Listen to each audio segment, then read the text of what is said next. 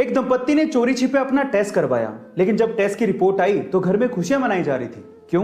क्योंकि घर में जुड़वा बच्चे आने वाले थे, जिसमें से एक था लड़का लेकिन दूसरी लड़की थी। क्या आपको पता है कि इस खुशी के मौके पर घर में सबसे ज्यादा खुश कौन था और कौन किसे सबसे ज्यादा दुआएं दे रहा था? ध्यान से सुनिएगा।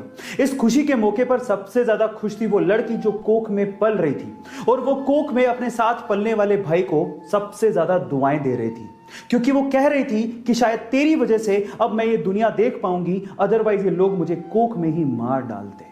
गाइस, एक कटाक्ष है उन लोगों पर जो कि लड़कियों को बोझ समझते हैं, और मेरे ख्याल से वो दुनिया के सबसे ज्यादा बदनसीब लोग हैं। आपका इसके बारे में क्या ख्याल है? चैट सेक्शन में जरूर लिखिए। लोगों को टैटू बनवाना बड़ा अच्छा लगता है, लेकिन अगर आप अपनी बॉडी पे टैटू बनवा रहे हो तो पहले इस वीडियो को ध्यान से देख लेना, क्योंकि अगर आपकी बॉडी पे टैटू होगा तो आप इंडिया में बहुत सारी हाई लेवल गवर्नमेंट जॉब्स और बहुत सारी सिविल सर्विसेज में अप्लाई नहीं कर सकते हो।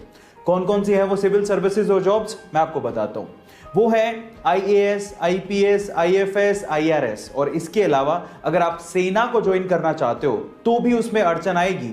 जैसे कि आप लोग भारतीय रक्षा सेना में अप्लाई नहीं कर सकते, नौसेना में, सेना में, वायुसेना में, कहीं भी अगर आपके बॉडी पे टैटू है तो आप लोग उन जॉब्स में अप्लाई नहीं कर सकते। So be careful about that guys. जितना साथ एक इंसान दूसरे इंसान का नहीं निभाता, उससे ज्यादा तो ये बेजुबान जानवर एक इंसान का साथ निभा देते हैं। कैसे? जरा इस पिक्चर को ध्यान से देखिए।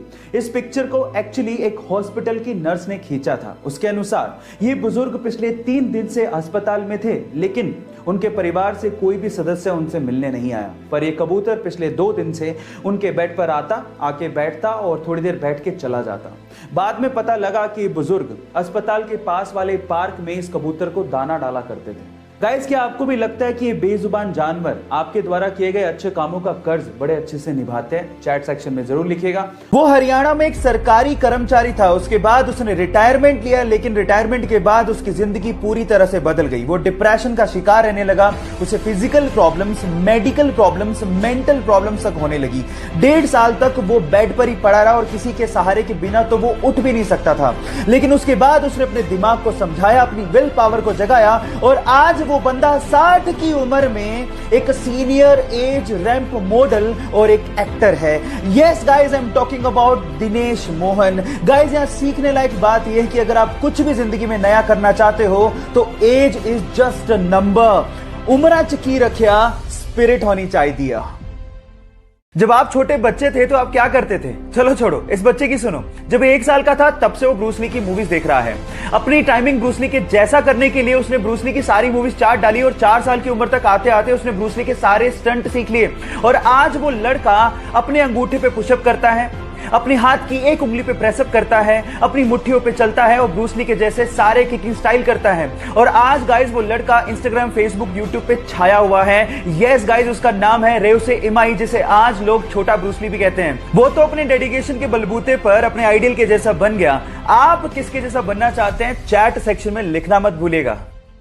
जब 1965 में पाकिस्तान ने भारत के खिलाफ जंग शुरू कर दी तो तब के प्रधानमंत्री श्री लाल बहादुर शास्त्री जी ने सेना के हाथ खोलते हुए कहा कि तुम ईंट का जवाब पत्थर से दो। लेकिन इस बात से नाराज होकर अमेरिका ने भारत को धमकी देना शुरू कर दिया और कहा कि अगर भारत ने जंग बंद नहीं की तो अमेरिका से आने वाला गेहूं भारत को नहीं दिया जाएगा, वो बंद कर दिया जाएगा।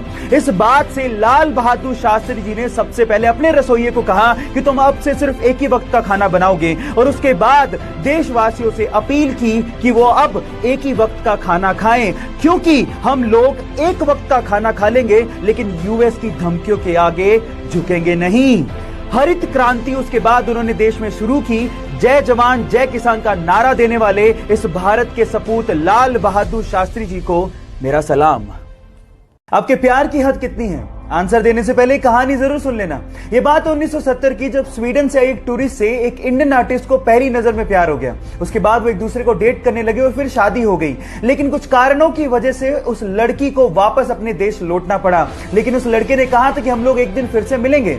इतने पैसे नहीं थे कि वो लड़का फ्लाइट ले सकता, इसलिए साल भर बाद उसने अपना सब कुछ बेच के 60 रुपए में एक साइकिल खरीदी और 500 रुपए लेके दीवाना निकल पड़ा दिल्ली से अपने प्यार से मिलने। और 4 महीने की मशक्कत के बाद कोई टेक्नोलॉजी ना होने के बावजूद भी वो स्वीडन पहुंच गया। इतना शिद्दत वाला प्यार देखकर लड़की के मां बाप ने लड़के और लड़की की फिर से स्वीडन में शादी करवा दी। है ना जुनूनी बात? आपके प्यार में कितना जुनून है, चैट सेक्शन में लिखने मत भूलिएगा।